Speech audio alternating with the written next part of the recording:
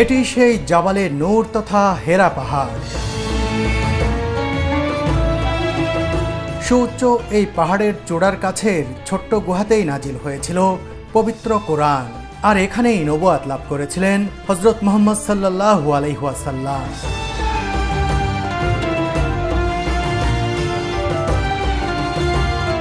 সেই হেরা গুহা নিজ চোখে দেখতেই আমি আর সুরভি এগিয়ে চলেছি।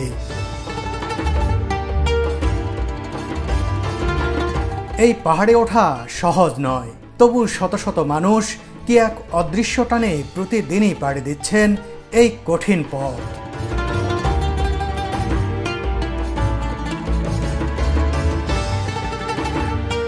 কি পথ, কোন দিক দিয়ে যেতে হচ্ছে, এই দিক দিয়ে কিন্তু মনে হয় হযরত মুহাম্মদ সাল্লাল্লাহু আলাইহি ওয়াসাল্লাম সেই গুহায় গিয়েছিলেন। সেই হেরা গুহায় আমি এসেছি, সেখানেই বসে রয়েছি, ভাবতেই অবাক লাগছে।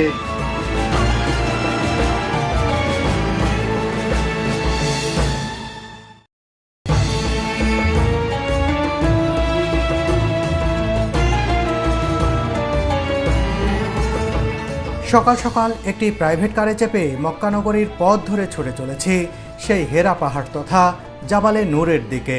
পবিত্র কোরআন নাজিলের সেই পাহাড় দেখার ইচ্ছাটা আজ পূরণ হতে যাচ্ছে।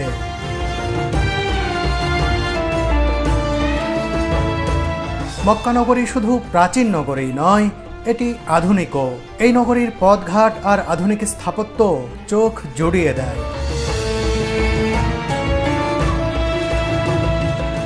মসজিদুল হারাম তথা কাবা শরীফ থেকে জাবালে নূরের দূরত্ব প্রায় 4 কিলোমিটার। চলতে চলতে দূর থেকেই দেখতে পেলাম জাবালে নূরের চূড়া। ওই চূড়াতেই উঠতে হবে আমাদের।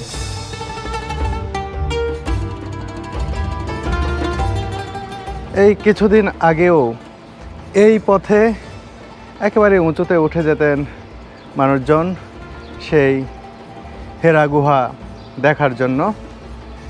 এই পথটি ছিল বেশ ঝুঁকিপূর্ণ। এখনও খেয়াল করলে দেখবেন যে কিছু মানুষ এই ঝুঁকিপূর্ণ পথেই এই জাবালে নূরের চূড়ায় উঠছেন, এরপরে তারা হেরা গুহায় যাচ্ছেন। কিন্তু সৌদি সরকার যেহেতু এই পথটি ঝুঁকিপূর্ণ এবং অনেক কষ্টকর, সে কারণে নতুন পথ তৈরি করে দিয়েছেন এবং তারা আসার পথে দেখলাম সাইনবোর্ড দিয়ে রেখেছেন যাতে এই পথে আর কেউ এই পাহাড়ে না ওঠে। তারপরেও কিন্তু কিছু মানুষ দেখতে পাচ্ছি এখনও এই পথেই উপরে উঠছেন। আমরা এই পথে যাব না, শুধু আপনাদের দেখাতে এলাম যে বহু বছর ধরে এই পথে একেবারে এদিক দিয়ে উপরে উঠে যেত মানুষ।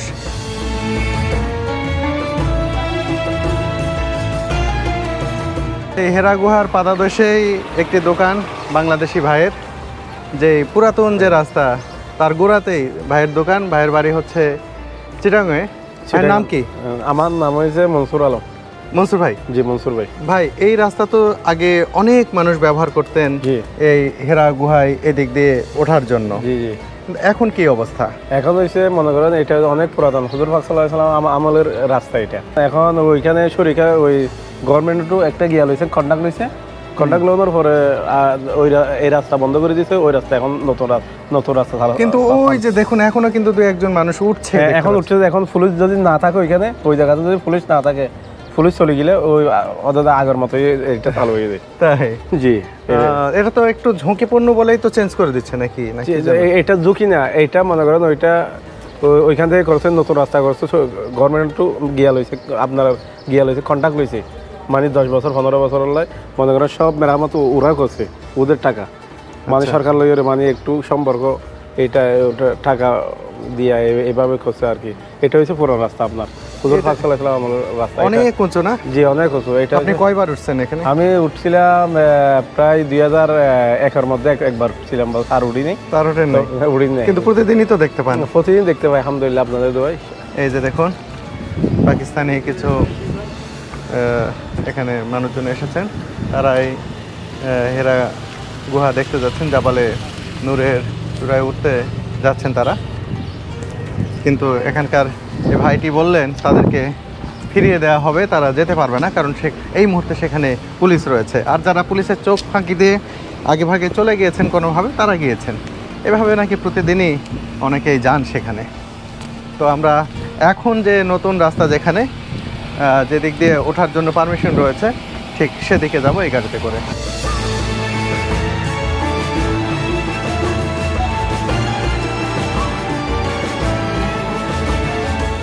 জাবালে নূর পাহাড়ের চূড়ায় ওঠার আগে আমরা একটু নাস্তা করে নিতে চাই। সকালে হোটেল থেকে বের হওয়ার সময় আমরা নাস্তা করিনি, তো কিছু নাস্তা করে গেলে উঠতে সুবিধা হবে, কারণ পাহাড়ে ওঠা তো কঠিন সাধ্য বিষয়। সে কারণে উঠতে যাতে ক্লান্তি কম লাগে, শরীরে যাতে শক্তি থাকে, সে কারণে আপনারাও যারা যাবেন সকালে গেলে অবশ্যই ভালো করে নাস্তা করে যাবেন। আমরা একটি বাংলাদেশি রেস্টুরেন্টে চলে আসছি, দেখা যাক এখানে কি নাস্তা পাওয়া যায়।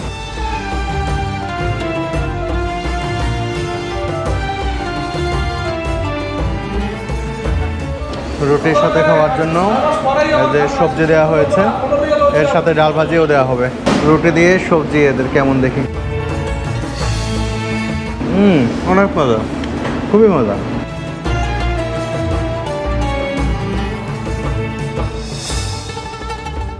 দারুণ। এখানে বিভিন্ন ধরনের সবজি রয়েছে, সেই সাথে কিন্তু চিংড়িও দেওয়া হয়েছে দেখছি।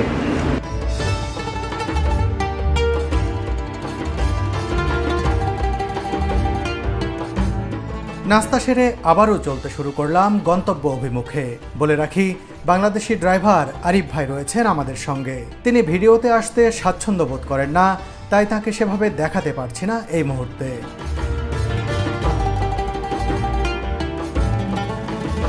আমরা নতুন পথেই জাবালে নূরের সেই হেরা গুহায় যাব, সেই গুহায় যাব, কিন্তু নতুন পথ করার পরেও কিন্তু এটা নিয়ে বিতর্কের তৈরি হয়েছে। মানুষজন অনেকেই সমালোচনা করছেন যে পথে নবী করিম সাল্লাল্লাহু আলাইহি ওয়াসাল্লাম এই পাহাড়ে উঠেছেন, যে পথে তার সাহাবীরা উঠেছেন, যে পথে শত শত বছর ধরে মানুষ হেরা গুহায় গিয়েছেন, সেই পথ বন্ধ করে দেওয়াটা কতটা যৌক্তিক হলো সে বিষয় নিয়ে প্রশ্ন তুলেছেন অনেকেই।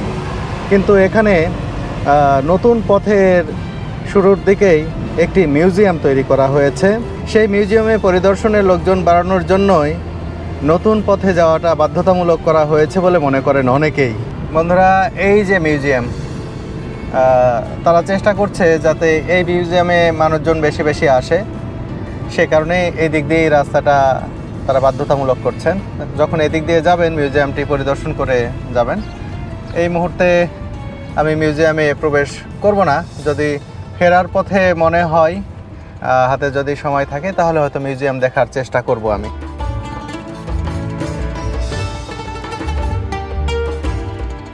বন্ধুরা, গাড়ি থেকে নেমে পড়েছি, এখন সেই জাবালে নূরে উঠবো আমরা।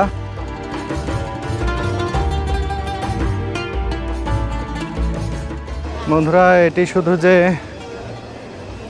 মিউজিয়াম যেটি শুনেছিলাম, শুধু মিউজিয়াম নয়, এখানে বিভিন্ন ধরনের খাবারের দোকান রয়েছে, শোপিসের বিভিন্ন ধরনের দোকান রয়েছে। বিশেষ করে বলা যায় যে এটি পার্কের মতো একটি বাণিজ্যিক এলাকা হিসেবে গড়ে তোলা হয়েছে। ওই যে দেখুন, বিভিন্ন ব্র্যান্ডের বড় বড় ব্র্যান্ডের এখানে শপ কিন্তু রয়েছে।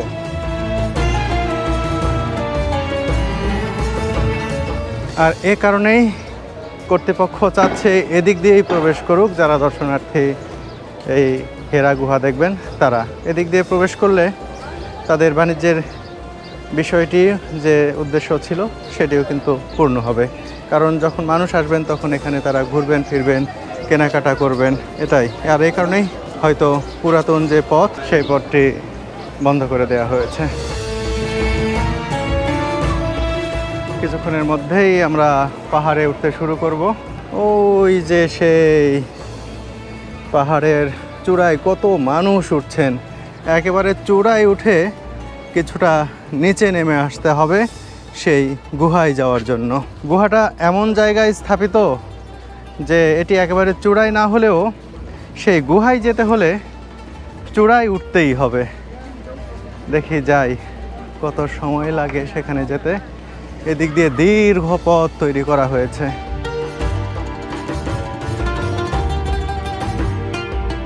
বন্ধুরা, এখান থেকেই শুরু হলো এই জাবালে নূরের চূড়ায় যাওয়ার যে যাত্রা, আর এর গুহায় যাওয়ার যে যাত্রা, সেই যাত্রার শুরু এখানেই।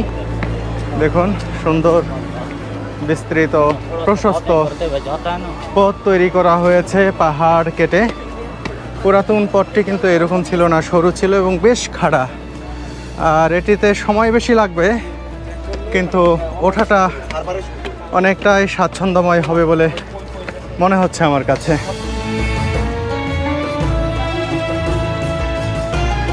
এত উঁচুতে ওঠার অভিজ্ঞতা নাই, কিন্তু এখানে এসে যা দেখলাম, কত বৃদ্ধ লোক, অনেকে লাঠি ধরে হাঁটছে, তাদের দেখে আমার উৎসাহ আরও দ্বিগুণ বেড়ে গেল উপরে ওঠার।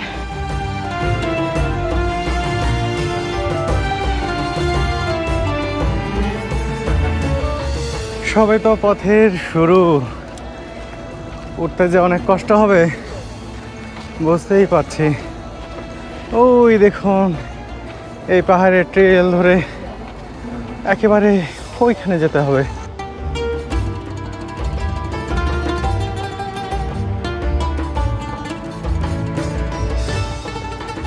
এই সেই জাবালে নূর, কোরআনের আলোয় আলোকিত হওয়া কোনো পাহাড় এটি। দেখুন, এর নাম আগে ছিল হেরা পাহাড়, কিন্তু এখানে কোরআন অবতীর্ণ হওয়ার পরে এর নাম হয়ে যায় জাবালে নূর, কারণ এটি কোরআনের আলোয় উদ্ভাসিত একটি পাহাড়।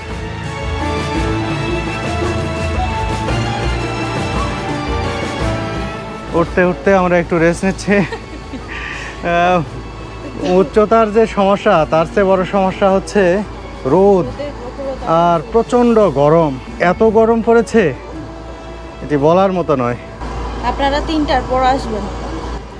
হ্যাঁ, এখানে খুব ভোরে এলে সুবিধা, এবং যদি বিকেলে আসেন তাহলে শান্তি পাবেন, কিন্তু সেই সময় আবার কিন্তু মানুষের চাপ থাকে অনেক বেশি, এই একটা সমস্যা আছে।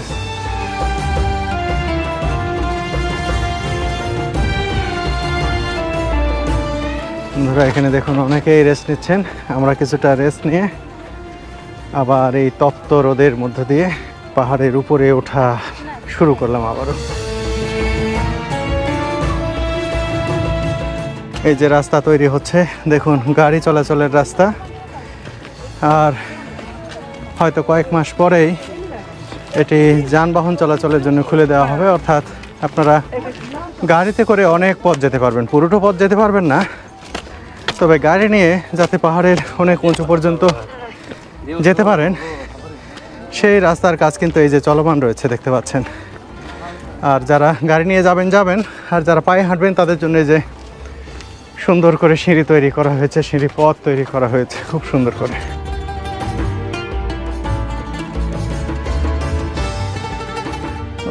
এই রোদের প্রখরতায় উপরে ওঠা অনেক কঠিন হয়ে যাচ্ছে। আমরা আবারও বসে রেস্ট নিচ্ছি। আর সুরভির বোরখার এটা কি বলে, হিজাবটা মাথার উপরে দিয়েছি রোদ থেকে বাঁচতে। দেখুন, অনেক মানুষ কিন্তু এখন উপরে উঠছে, নামছে। এই যে দেখুন, পিচ্ছি একটা কি নির্দ্বিধায় উঠে যাচ্ছে, কত ছোট, তার সাথে বিভিন্ন বয়সের নারী পুরুষ সবাই উঠে যাচ্ছে, সবাই যাচ্ছে সেই হেরা গুহার দিকে। ভাইজান বাংলাদেশি নাকি? नहीं, हम ही इंडिया। इंडिया। हाँ, कैसे? सलाम अलैकुम। वालेकुम अस्सलाम। 110 किलो का वेट है, नहीं चढ़ा जाता। ताप कहाँ पे है? तुम ही बांग्ला? बांग्लादेश। माशाल्लाह। বসার জন্য ব্যবস্থা করা হয়েছে। উঠতে নামতে ক্লান্ত যারা দর্শনার্থী রয়েছেন তারা কিন্তু এখানে বসে রেস্ট নিচ্ছেন। এখান থেকে ক্লক টাওয়ার দেখা যাচ্ছে, ওই যে ক্লক টাওয়ার, যেটি মসজিদ আল হারামের একেবারে পাশেই সংলগ্ন ভবন।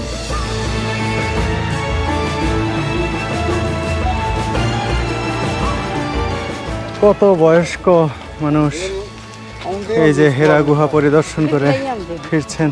এসব দৃশ্য দেখেই কিন্তু মনে সাহস বাড়ে। আমি যখন আদম পাহাড়ে উঠতে উঠতে ক্লান্ত হয়ে গিয়েছিলাম সেই আদম ইসলামের পায়ের ছাপ দেখার জন্য, সেই সময় দেখেছি ছোট ছোট বাচ্চা, ছোট ছোট শিশু, বৃদ্ধ সবাই উঠছে। তাদের দেখেই সাহস সঞ্চয় করেছি, ধীরে ধীরে উঠেছি।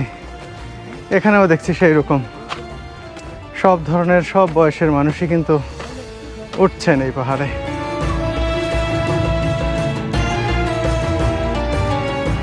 দেখুন উঠতে উঠতে একজন অসুস্থ হয়ে গেছেন, একজন নারী, তার সাথে যারা রয়েছেন তারা পানি খাওয়াচ্ছেন, জিজ্ঞেস করছেন কেমন সমস্যা হচ্ছে। উঠতে উঠতে যাদের শারীরিকভাবে যারা দুর্বল তাদের কিন্তু কিছুটা সমস্যা হবেই। এটি একেবারে খুব কঠিন যে ওঠা তা নয়, কিন্তু মোটামুটি কঠিন এবং কষ্টসাধ্য এই পথ।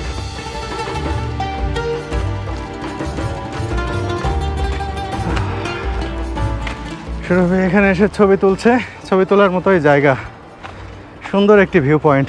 দেখুন এখান থেকে চারপাশটা খুব সুন্দরভাবে দেখে নেওয়া যায়। বন্ধুরা, ওমরাহ কিংবা হজে আসার কথা ভাবছেন কি? জনপ্রিয় ট্রাভেল এজেন্সি চলঘুরির মাধ্যমে নিশ্চিন্তে চলে আসতে পারেন সৌদি আরবে। খুব কম খরচে ভিসা, এয়ার টিকিট করে দেওয়ার পাশাপাশি থাকা, খাওয়া ও ধর্মীয়ভাবে গুরুত্বপূর্ণ সবগুলো জায়গা পরিদর্শনের ব্যবস্থা করে থাকে তারা।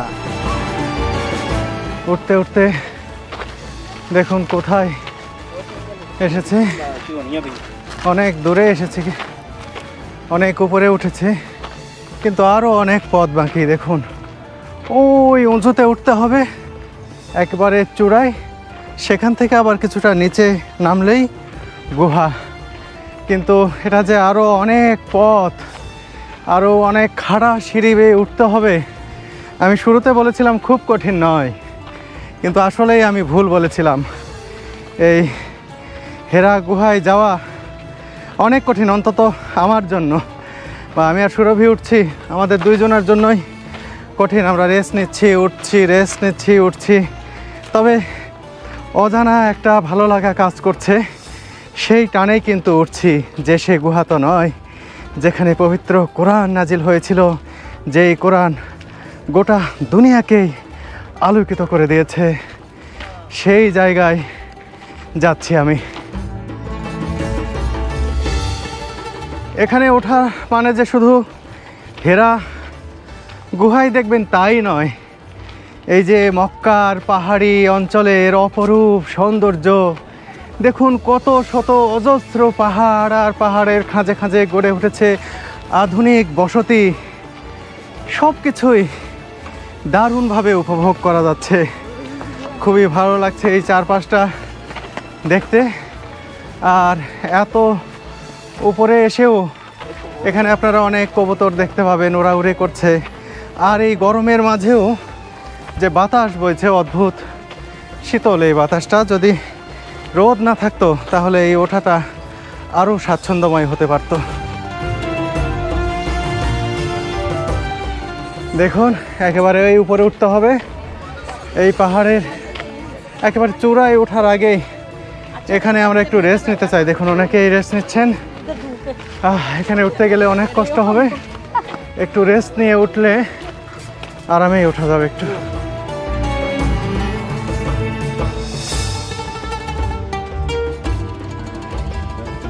এই যে এটা ছিল পুরাতন পথ, এটি কিন্তু বন্ধ করে দেওয়া হয়েছে। দেখুন এই যে এই দিক দিয়ে উঠে আসতে হতো, এটিও সিঁড়ি করে দেওয়া হয়েছে। দেখুন একেবারে এই পথে এই দিক দিয়ে উঠে আসতে হতো। আসলে আমার জানা ছিল না যে এটাও এরকম সুন্দর সিঁড়ি, তারপরেও বন্ধ করে দেওয়া হয়েছে। এখানে কোনো ঝুঁকিই ছিল না এই পথ দেখে মনে হচ্ছে। যেটি বললাম শুরুতে যে আসলে তাদের এখানে তারা চাচ্ছে যে ওই পথে আসুক, তাদের শপিং সেন্টার এসব ঘুরে মানুষজন এখানে উঠুক, সেই কারণেই তারা এই পথটি বন্ধ করে দিয়েছে। সেটাই ঠিক আমার ধারণা মতে। দেখুন কত সুন্দর একটি পথ, আর এত সময় লাগতো না। ওইখানে আমি দাঁড়িয়ে কথা বলেছি সকালে, এই দিক দিয়ে কিন্তু খুব দ্রুতই আসা যায়, যদিও খাড়া, সেই পথটি এখন একেবারে বন্ধ করে দেয়া হয়েছে। এদিক দিয়ে ওঠার আর কোনো উপায় রাখেনি। যারা উঠছেন তারা কিন্তু ওই যে এইসব পাহাড়ের এসব জায়গা ডিঙিয়ে এপারে আসছেন, কিংবা এই দিক দিয়ে ওই যে ডিঙিয়ে এপারে আসছেন।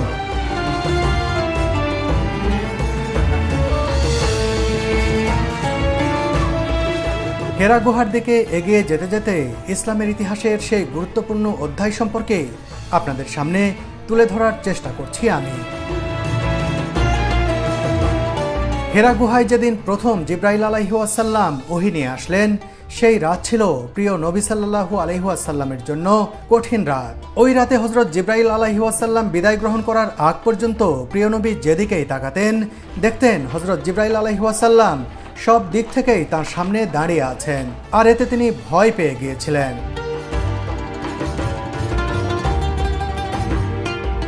ওই রাতে তাহাজ্জুদের সময় জিব্রাইল আলাইহি ওয়াসাল্লাম মানুষের আকৃতিতে এসে রাসূলুল্লাহ সাল্লাল্লাহু আলাইহি ওয়াসাল্লামকে বলেন, পড়ুন। উত্তরে রাসূলুল্লাহ সাল্লাল্লাহু আলাইহি ওয়াসাল্লাম বলেন, আমি পড়তে জানি না। তারপরও ফেরেশতা তাকে আবারও 2 বার পড়ার অনুরোধ করেন। পরের 2 বারও প্রিয় নবী জানালেন, আমি পড়তে জানি না। শেষ পর্যন্ত ফেরেশতা হযরত জিব্রাইল আলাইহি ওয়াসাল্লাম কুরআনের 96 নম্বর সূরার প্রথম 5 আয়াত পড়লেন। এটি ছিল প্রিয় নবীজির প্রতি হেরা গুহায় প্রথম ওহী। তিনি শুরু করেছিলেন, পড়ুন আপনার পালনকর্তার নামে যিনি সৃষ্টি করেছেন মানুষকে জমাট রক্ত থেকে। পাঠ করুন, আপনার পালনকর্তা মহা দয়ালু, যিনি কলমের সাহায্যে শিক্ষা দিয়েছেন মানুষকে যা সে জানত না।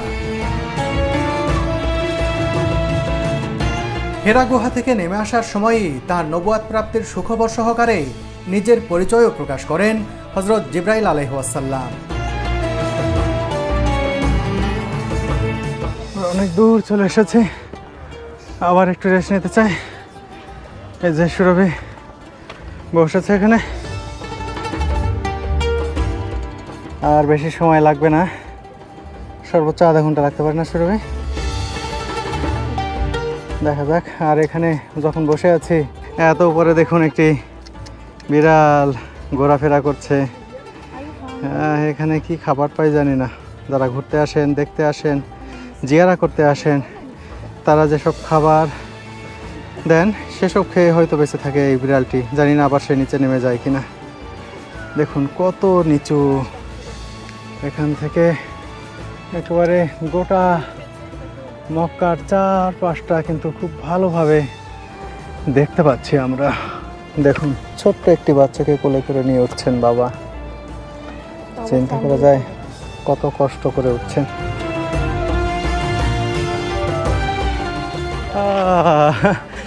এই কবুতরগুলো যেন আমাদেরকে স্বাগত জানাচ্ছে এই চূড়ায়।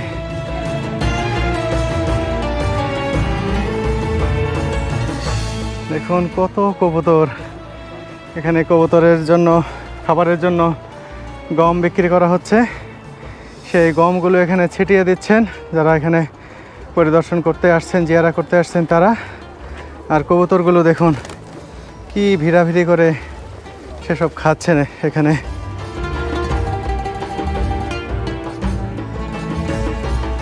এখানে আরও একটি শরবতের দোকান আছে। এবার মনে হয় শরবত না খেয়ে আর যাওয়া হবে না।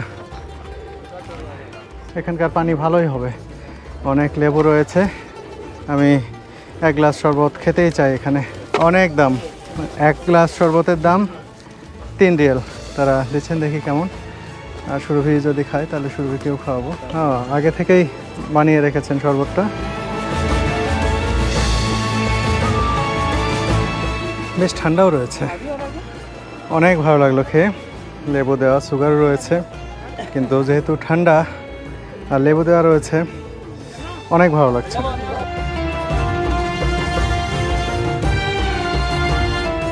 এক গ্লাসে আমরা দুইজনে মিলে খাচ্ছি। সুরভিকে বললাম আর একটা নেওয়ার জন্য, সে নেবে না।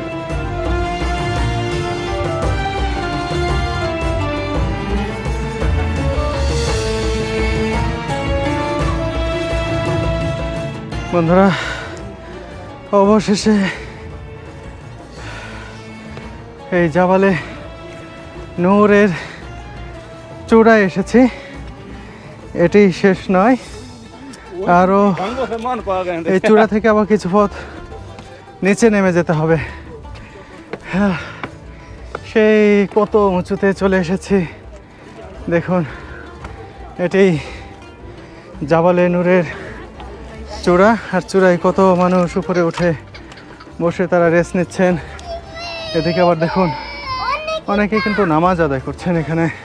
এই যে দেখুন, এখান থেকে পুরো শহরটি দেখা যাচ্ছে, একেবারে টপ ভিউ। এই চূড়া থেকে কিছু দূর নিচে নেমে যেতে হবে, আমি আগেও বলেছি। তারপরেই কিন্তু সেই গুহাটি আমরা পেয়ে যাব। আর চূড়ার এই ভাগে দেখুন কত মানুষ এখানে নামাজ আদায় করছেন। সামনে কাবা শরীফ, ওই যে ক্লক টাওয়ার দেখতে পাচ্ছেন, ক্লক টাওয়ারের সাথেই কিন্তু মসজিদ আল হারাম। আর সেই কাবার দিকে হয়েই কিন্তু এই জাবালে নূরের চূড়া থেকে নামাজ আদায় করছেন অনেক মানুষ এখানে।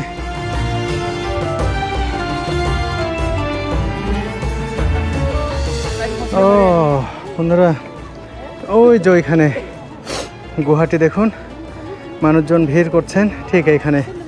আর কিছুক্ষণের মধ্যেই আমরা এই গুহাতে যাব। এই গুহা সবাই দেখছেন, এই গুহাতেই ধ্যানে মগ্ন ছিলেন মহানবী হজরত মুহাম্মদ সাল্লাল্লাহু আলাইহি ওয়াসাল্লাম। এই সেই হেরা গুহা। আমরা আরও কাছে যাব এই গুহার। দেখুন, এই যে এই পথে নেমে যেতে হবে।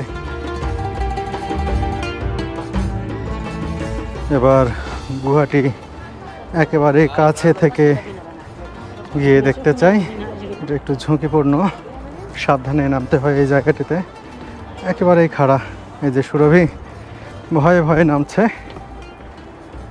ব্যাপার না। ওইদিকে আবার রেলিং দেওয়া রয়েছে, একটু সাবধান থাকলেই হবে। আরে ভয় করো না, আসো আসো, ইজি তো। এই যে রেলিং আছে না, ধরো। এই সিঁড়িটি অনেক সরু, সরুর পাশাপাশি একেবারে খাড়া। এই কারণে অনেকেই একটু ভয় পান এখানে আসতে।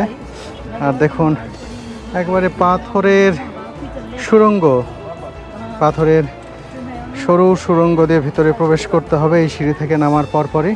ওই যে দেখুন, কিছু মানুষ বের হচ্ছেন, আবার কিছু মানুষ এদিক দিয়েই ঢুকছেন। আসলে খুবই সরু, খুবই কঠিন একটি পথ। ভাবছি মহানবী হজরত মুহাম্মদ সাল্লাল্লাহু আলাইহি ওয়াসাল্লাম ধ্যান করার জন্য কত কষ্ট করে, কত পথ পেরিয়ে এই পাহাড় ডিঙিয়ে এই পাহাড়ের গুহায় এসে বসে ধ্যান করেছিলেন। সেই সময় তো এরকম সিঁড়ি ছিল না, কত কষ্ট করে আসতে হয়েছিল তাকে। আর আজ আমরা সুন্দর সিঁড়ি বেয়ে উপরে উঠছি, তাও কত কষ্ট। আর সেই সময় নবী করিম সাল্লাল্লাহু আলাইহি ওয়াসাল্লাম তিনি এই পাহাড়ে উঠেছিলেন কীভাবে চিন্তা করুন। আর এই গুহায় বসে ধ্যান করেছিলেন তিনি, ভাবতেই অবাক লাগে। দেখুন, এই পাহাড়ের এই সুড়ঙ্গ দিয়েই একে একে ঢুকতে হবে। একবারে একজনের বেশি দুইজন প্রবেশ করা এর ভিতরে যায় না।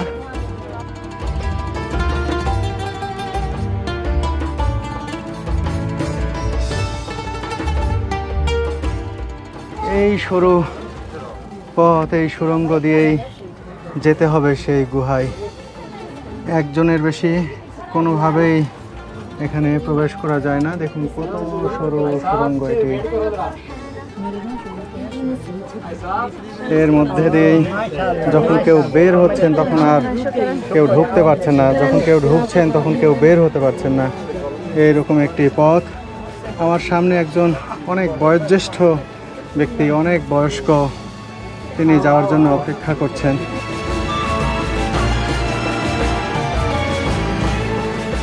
দেখুন কিভাবে বের হচ্ছেন একজন ইয়াং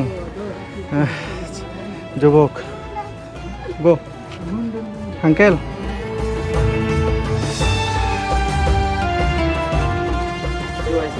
দেখুন কি পথ,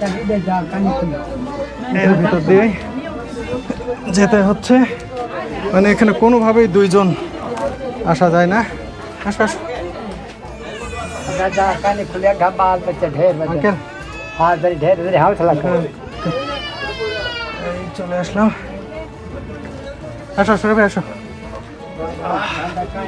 বন্ধুরা দেখুন কি পথ, কোন দিক দিয়ে যেতে হচ্ছে। এই দিক দিয়ে কিন্তু মহানবী হযরত মুহাম্মদ সাল্লাল্লাহু আলাইহি ওয়াসাল্লাম সেই গুহায় গিয়েছিলেন, সেই পথেই আমরা যাচ্ছি। যদিও একটু কষ্ট হচ্ছে, কিন্তু এই কষ্ট কিছুই নয়, ভালো লাগাই এখানে অনেক বেশি। জানি না কোন দিক দিয়ে বের হবো, বুঝতে পারছি না। এই দিক দিয়েও যাওয়া যায়।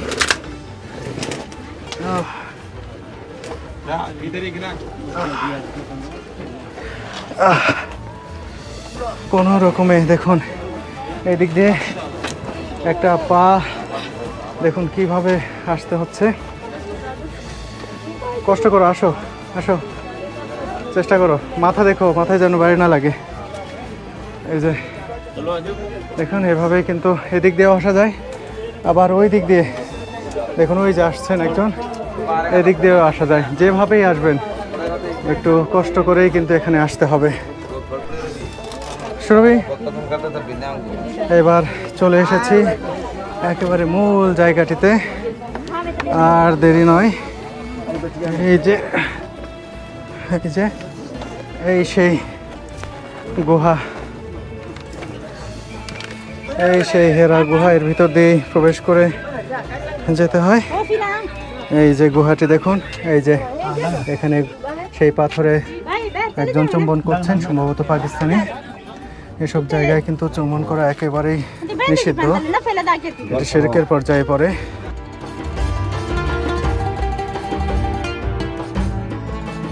শত শত মানুষ লাইনে অপেক্ষা করছেন এক নজর গুহাটা দেখার জন্য, কিন্তু কিছু মানুষের সেদিকে কোনোই ভ্রুক্ষেপ নেই। গুহার ভেতরে দাঁড়িয়ে দীর্ঘ সময় নিয়ে নামাজ আদায় করছেন তারা। আরও অনেক মানুষ যে অপেক্ষা করছেন সেই বিবেচনা বোধটুকুও নেই অনেকেরই।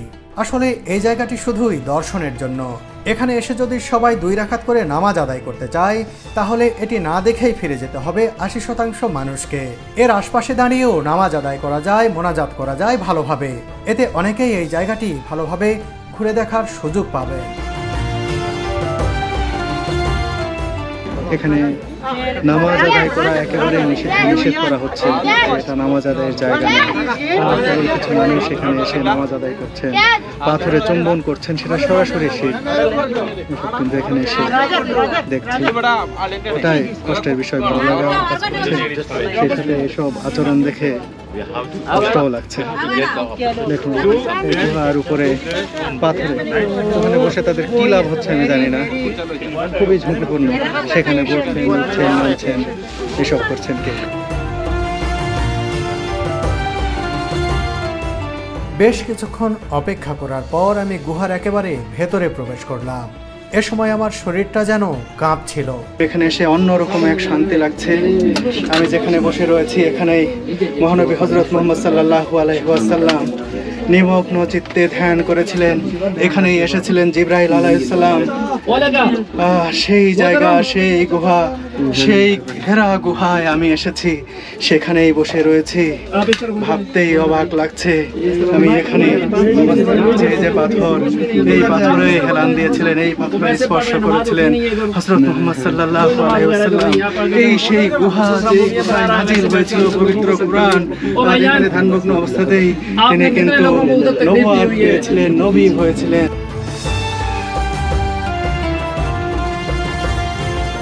হেরা গুহা থেকে কোরআনের প্রথম ওহী নাজিল হওয়ার পর থেকে দীর্ঘ 22 বছর 5 মাস 14 দিন সময়ে মানব জাতির জন্য সংবিধান হিসেবে প্রিয় নবীজি সাল্লাল্লাহু আলাইহি ওয়াসাল্লামের কাছে ওহী নাজিলের মাধ্যমে পুরো কোরআনুল কারীম অবতীর্ণ করা হয়।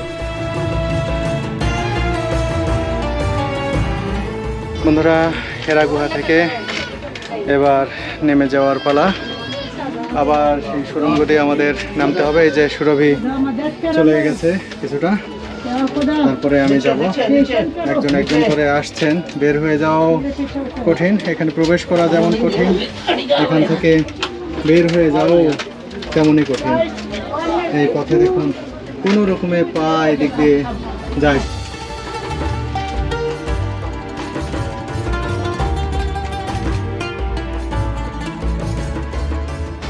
কি এক অভিজ্ঞতা, কি এক জায়গায় এলাম।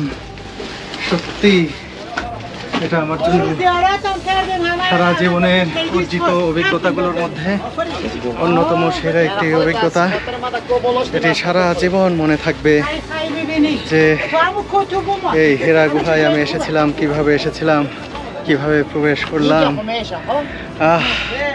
কি কষ্ট করে এখানে এসেছি, সেই কষ্ট সত্যি একেবারে কর্পূরের মতো হাওয়ায় মিলিয়ে গিয়েছে।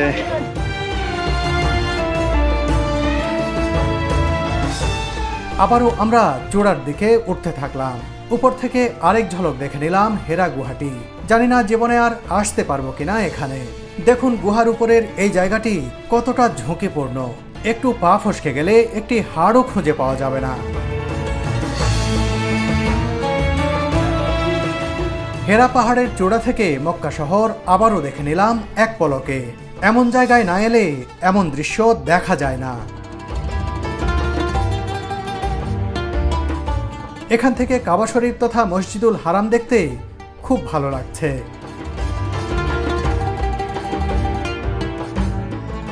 এবার জাবালে নূরের চূড়া থেকে নামতে থাকলাম নিচের দিকে। হেরা গুহা দেখার পর থেকেই অন্যরকম এক ভালো লাগায় আচ্ছন্ন হয়ে আছে মন।